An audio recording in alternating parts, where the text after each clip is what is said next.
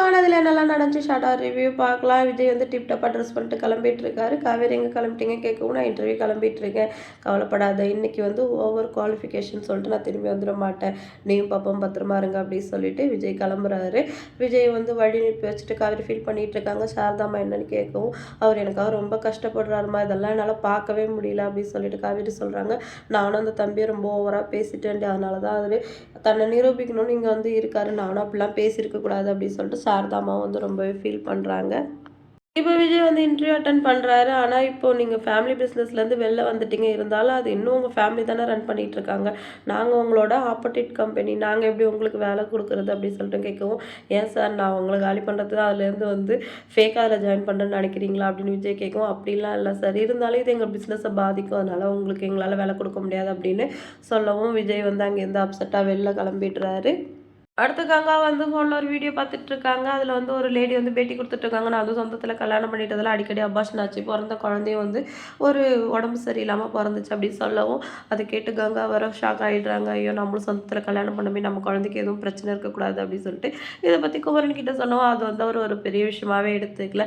அப்படியெல்லாம் எதுவும் நமக்கு நடக்காது கங்கா, நீ தைரியமாக இரு அப்படின்னு சொல்லிட்டு கூலாக பேசிட்டு போயிடுறாரு. ஆனால் கங்கா வந்து ரொம்பவே அப்செட் ஆகிடுறாங்க. அடுத்து வீட்டில் இதையே பற்றி யோசிச்சுட்டு இருக்காங்க. எல்லாரும் என்னாச்சு என்னன்னு கேட்கவும் கொஞ்சம் கடுப்பாக பதில் சொல்கிறாங்க. ஏன்டி இப்படி நாக்கில் கத்தியை வச்சுட்டு பேசுகிறேன்னு சாரதாம்மா திட்டுறாங்க. இப்போ காவேரி கிட்ட ஏன் அந்த மாதிரி ஒரு வீடியோ பார்த்தேன்டி, எனக்கு ரொம்ப பயமாக இருக்குது அப்படி சொல்லவும், பாட்டி இருந்துட்டு நான் தாய் மாமனையே கல்யாணம் பண்ணிக்கிட்டேன், ஏன் எனக்கு நல்ல குழந்தை பிறக்கலையா அப்படின்னு சொல்லவும், என் அப்பாவுக்கு ஹார்ட் அட்டாக் வந்துச்சுல அப்படின்னு கங்கா சொல்லுவோம். ஏன்டி அது எத்தனை வயசில் வந்துச்சுன்னு சாரதாம்மா திட்டுறாங்க. எனக்கும் உங்கள் அப்பா சொந்தம் தான், நான் கல்யாணம் பண்ணிட்டேன், நீங்கள்லாம் எனக்கு நல்லா தானே பிறந்தீங்க அப்படின்னு சொல்கிறாங்க.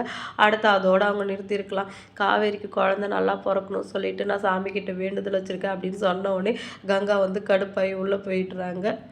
டென்ஷனாக புலம்பிகிட்டு இருக்காங்க. இவங்க அவளை மட்டும்தான் பெற்றாங்களா, என்ன எங்கேயாவது தூக்கிட்டு வந்தாங்களான்ட்டு, என்ன இவ இப்போ இப்படி புலம்பிகிட்டு இருக்கா அப்படின்னு சொல்லிட்டு உள்ளே போயிட்டு, என்ன கங்கா அப்படின்னு சொல்லவும், எங்கள் அம்மா இருக்குது, எங்கள் அம்மா என்ன அவளை மட்டும்தான் பெற்றாங்களா, என்னையும் ஓர வஞ்சனையாக பார்க்குறாங்க, நான் வந்து பட்னியாக இருக்கேன்னு சொன்னால் அவளுக்கு சாப்பாடு கொடுக்குறாங்க அப்படி சொன்னோடனே, நீ தான் நல்லா சாப்பிட்டியே கங்கா, நீ எங்கே பட்னியாக இருக்குன்னு சொன்னோடனே கங்கா செம்மையாக டென்ஷன் ஆகிடுறாங்க.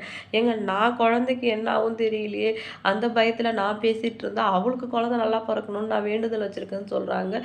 இதெல்லாம் எந்த வகையில் எங்க அம்மாவுக்கு அவ தான் வசதி சொல்லிட்டு கங்கா டென்ஷனாக பேசுகிறாங்க. எல்லாம் நினைக்காத கங்கா அப்படின்னு குமரன் பேசவும், உங்ககிட்ட பேசி பிரயோஜனம் இல்லைன்ட்டு வெளில போகிறாங்க.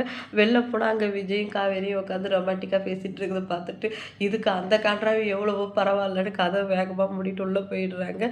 நம்ம காவேரி விஜய் யாரா வந்தான்னு தெரியல அப்படின்னு சொல்லிட்டு திருப்பி அவங்க பேசுகிறத கண்டினியூ பண்ண ஆரம்பிச்சிட்டாங்க. திருப்பி வந்து டென்ஷனாக உட்காந்துட்டு இருக்காங்க. இவகிட்ட பேசினாலும் சண்டை போடுவா, பேசலன்னாலும் சண்டை போடுவா அப்படின்னு சொல்லிட்டு குமரன் அப்படியே மண்டை போட்டு பிச்சுக்கிறாரு. இன்றைக்கி எபிசோட் வந்து இதோட முடிஞ்சிடுச்சு.